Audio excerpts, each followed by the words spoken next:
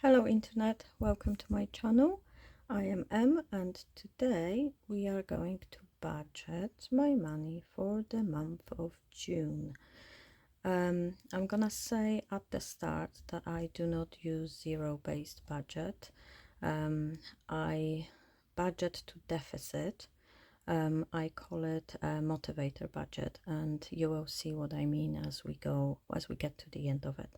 So let's start with the income. Let's look at first what we've got in my bank account at the moment, and we have £713.77. You can see that I've got loads of streams of income. I've got some part-time jobs, I've got some self-employed businesses, some side hustle, so there is a lot of ways to make money, and these money are coming all over the month. So I've got some income that comes once a month, some twice a month, some weekly. So it's just a whole month, and I have to keep a close eye on all my incomes to make sure everything comes when it's supposed to.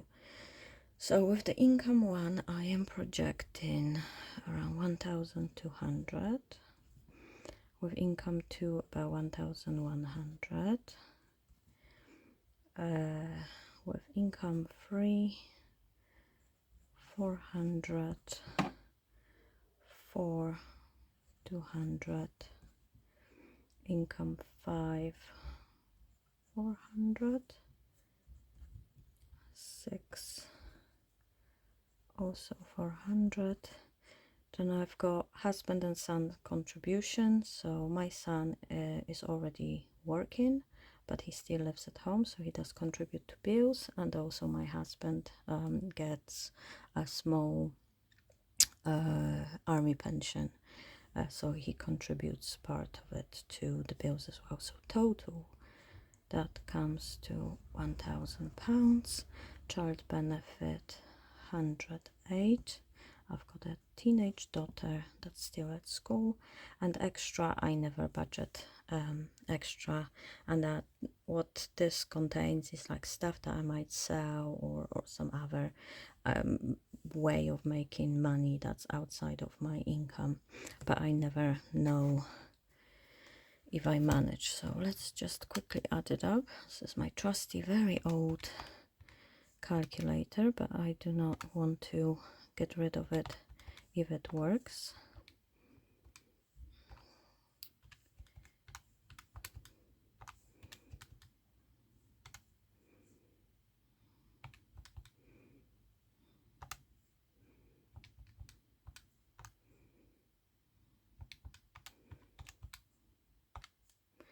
So that comes to 5,522 and 17, and that sounds like a lot. If that's what I have to play with, why on earth do I feel so broke all the time? That's weird. Why is £5,000 not enough a month to just be comfortable? It's outrageous. Anyway, let's move on. So fixed expenses, we've got rent, that's £1,000. Council tax is £138. Electric 100. Gas 60. Daughter's phone is 10. Our phones is 16. We're only a SIM that we're paying for. Our phones are all paid for, so there is no payment on that. Internet is £31.99. TV 5, and that's only for the rental of the box. We only keep that TV. We don't actually watch TV, but we keep that Skybox because it gives us a discount on our phones, because our phones are also from Sky. Pet insurance is a whooping £48.51. My cat is 17 years old, so his insurance is quite pricey, I find.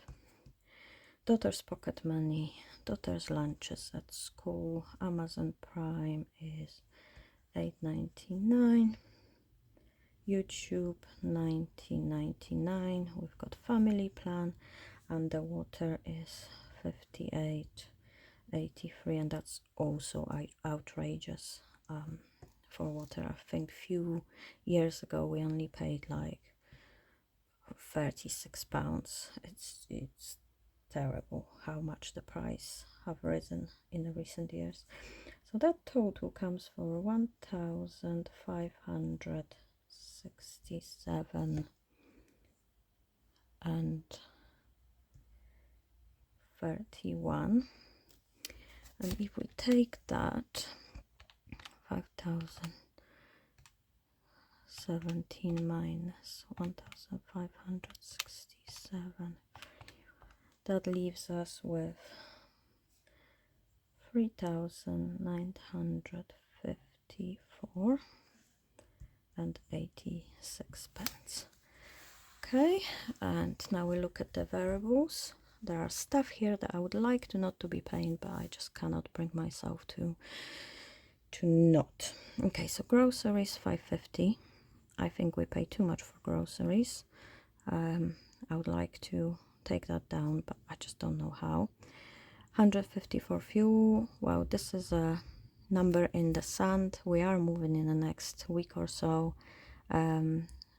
So while it's going to bring me closer to some of my work, it's going to take us further away from my daughter's school, which means I have to be driving her to school. So I don't know how actually the fuel is going to work out, but I will just budget 150 and we're just gonna go from there. Lottery is 54. I cannot give up on the dream of winning lottery, and so I'm just paying. Vape, unfortunately I am vaping, which is a big mistake of mine. I have been vape free for 10 years, and then last year in October or November I've just picked up this habit again, and it's costing me. I'm not happy with that. Okay, business expenses, I'm going to budget, oh come on, £1,000. I've got to buy supplies. Day out, 100. We are planning to go at the end of the month to the shooting ranges, and my son's birthday. I am also going to budget £100, and that takes us to £2,074.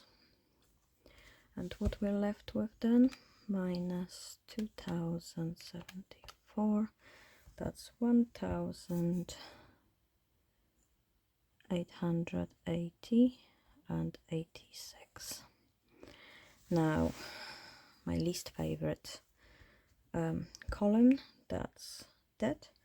I am going to put 200 for the credit card.